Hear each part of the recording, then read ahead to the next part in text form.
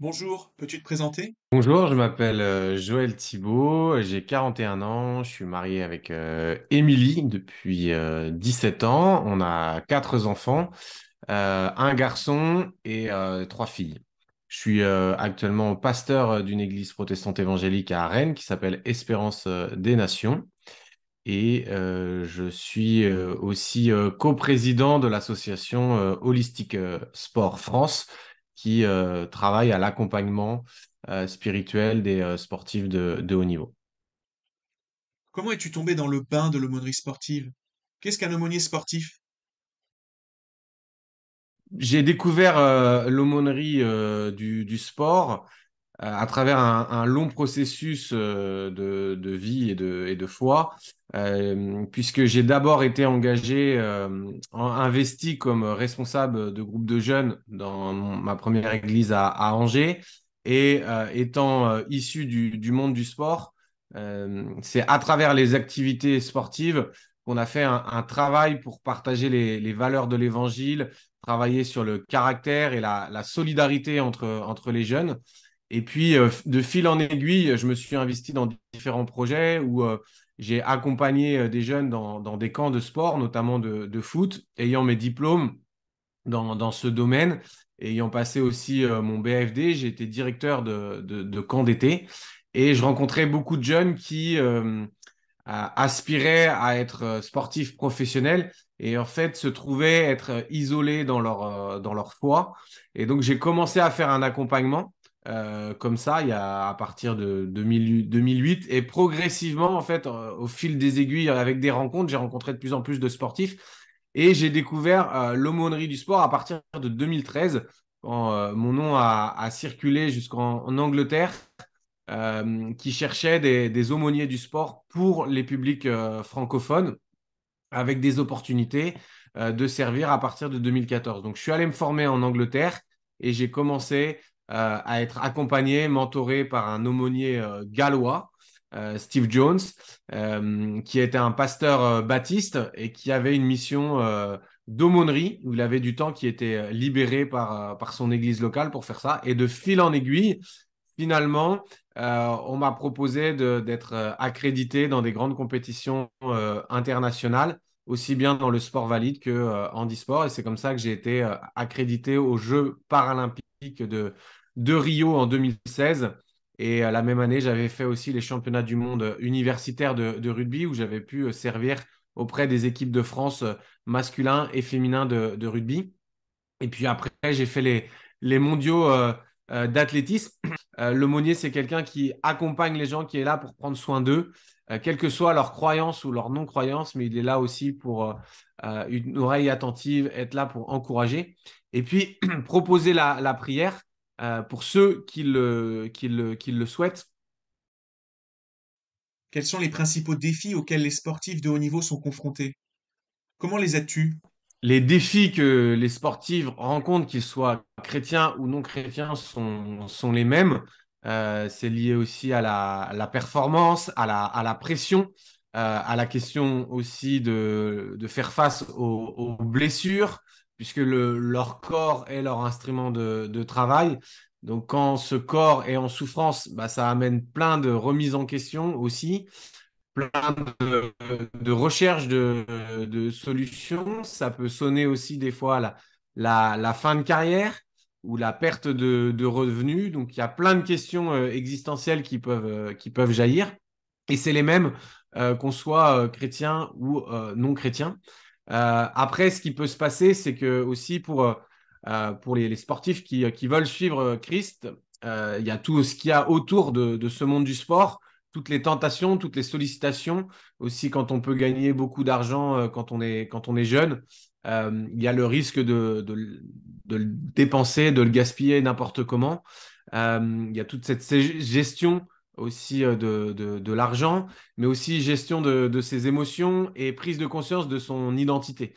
Quand on est adulé pour ce qu'on fait, il est difficile de savoir vraiment qui on est et d'être vraiment aimé pour qui on est. Et je crois que le christianisme a un message d'amour intemporel, inconditionnel et qui n'est pas lié à nos performances. La performance, finalement, c'est Christ qui l'a fait à la croix et qui a tout accompli pour que nous, on puisse découvrir ce qu'est la grâce de Dieu. Donc, c'est tout ce que j'essaye de communiquer à travers aussi mon livre, L'aumônier des champions, pour partager ce message aussi dans leur quête d'identité et leur construction individuelle. Peux-tu nous partager une anecdote forte extraite de ton livre? Je vais vous partager une anecdote de mon livre qui concerne davantage la notion d'aumônier plutôt que d'accompagnateur spirituel de gens qui ont déjà eu une foi. Je me suis retrouvé dans une compétition, c'était au jeu à Rio, et euh, en faisant des contacts, parce qu'on est là pour être présent auprès des sportifs, j'ai connecté avec un membre d'un staff d'une équipe nationale et en développant une relation avec lui, il m'a introduit auprès des membres de son équipe et j'ai commencé à les côtoyer, à discuter, à être là pour échanger. Et il se trouvait que pour un athlète, c'était sa première grande compétition internationale. Et il était là, livré un petit peu à lui-même. Les coachs ne s'occupaient pas de lui.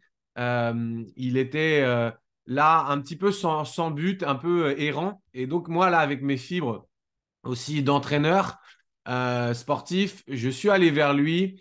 Et dans ce souci de l'aumônier qui est là pour prêter attention et prendre soin, j'ai commencé à lui poser des questions sur savoir comment il se sentait à l'approche de cette compétition, et puis s'il s'était fixé des objectifs. Et puis finalement, j'ai découvert que il était sans but. Et là, à ce moment-là, j'ai commencé à l'aider à se fixer des objectifs. Et ce jour-là, il se trouve que en l'encourageant, il a fini dernier du concours. Alors on dirait, tiens, ça servait à quoi? Mais il a battu son record personnel. Et donc, le fait que j'avais été là pour l'encourager et prendre soin de lui, et ben, tout le reste de la compétition, du tournoi, puisque lui, il devait rester là, je ne sais plus s'il avait encore d'autres épreuves à faire, il a voulu être en contact avec moi. Et donc, du coup, il me suivait là où j'allais. Et dans mon emploi du temps, il fallait bien à des moments que je retourne au centre multiconfessionnel où on avait la salle de prière et de recueillement pour les chrétiens. Là, on faisait les partages bibliques. Et c'est comme ça qu'il a pu découvrir l'aumônerie et même une fois venir assister à une célébration. Lui qui n'était pas de confession chrétienne a pu découvrir la foi chrétienne. Et depuis 2016, on est toujours en contact et j'espère le revoir sur une prochaine compétition. Malheureusement, on aurait dû se revoir, mais avec le Covid, certaines compétitions nous ont été restreintes et même les déplacements pour certains athlètes ont été restreints. Je trouve que cet exemple est assez révélateur de beaucoup de choses que je peux raconter dans le livre, aussi des rencontres euh, qui sont un petit peu comme Jésus qui va pourvoir en donnant du pain et des poissons à des gens. Les gens vont se mettre à le suivre et puis à un moment donné, bah, il va les interpeller sur quelque chose qui est plus important que du pain et du poisson. Et c'est ce que j'ai eu l'occasion de faire avec ce sportif, mais à travers les circonstances de la vie. Comment pourrons-nous prier pour toi? C'est important de prier pour les aumôniers qui sont souvent en déplacement, qui peuvent se retrouver parfois isolés, qui accueillent beaucoup de souffrances, aussi des confessions, des épreuves, des péchés par lesquels les sportifs par lesquels ils peuvent passer. J'ai tout un chapitre qui est consacré à ça, confession de l'aumônier. Ça peut être des fois lourd à porter. Et donc, c'est important aussi pour notre santé mentale qu'on soit soutenu dans la prière, qu'on soit encouragé. Et donc là, il y a plusieurs événements qui arrivent en France avec les championnats du monde para-athlétique, donc le monde handisport, les Jeux olympiques, les Jeux paralympiques en 2024, avant la Coupe du monde de rugby 2023.